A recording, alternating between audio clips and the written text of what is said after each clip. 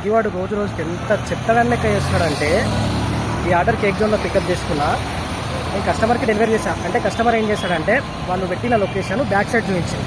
వాళ్ళ అపార్ట్మెంట్ కాదు, ఏదో రెస్టారెంట్లోనే కేక్ ఇవ్వాలి. సో వాళ్ళ రెస్టారెంట్ బ్యాక్ సైడ్ చూపించింది లొకేషను.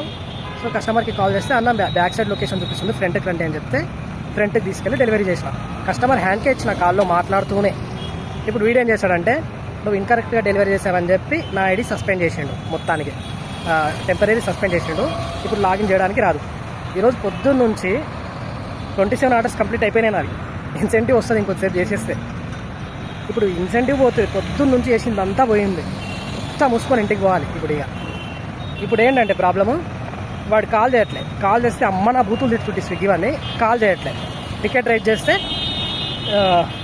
ఎప్పుడు 12 తారీఖు మళ్ళీ యాక్టివేట్ అయిపోతుందంట. అసలు ఏంటి, అసలు కస్టమర్ అడ్రస్ రాంగ్ పెట్టిందానికి నేనేం చేయాలి? రాంగ్ అంటే మళ్ళీ ఏం కిలోమీటర్లో లేదు, పక్కనే బ్యాక్ సైడ్. ఫ్రంట్లో డెలివరీ చేసిన బ్యాక్ సైడ్ ఆయన లొకేషన్ పెట్టాడు. అది కూడా కస్టమర్ కాల్లోనే ఉన్నాడు. వీడు చెక్ చేస్తే కాల్లో తెలుస్తుంది కదా నేను కస్టమర్కి ఇచ్చినానో లేదా అని. కాల్ చెక్ చేసుకొని ఐడి డియాక్టివేట్ చేయాలి కదా. అవేమి చేయకుండా డైరెక్ట్ ఐడి సస్పెండ్ చేస్తే ఏం చేయాలి? ఇప్పుడు ఏం చెప్తా తయారవుతున్నాడు రా నాయన వీడు స్విగ్గీ వాడు.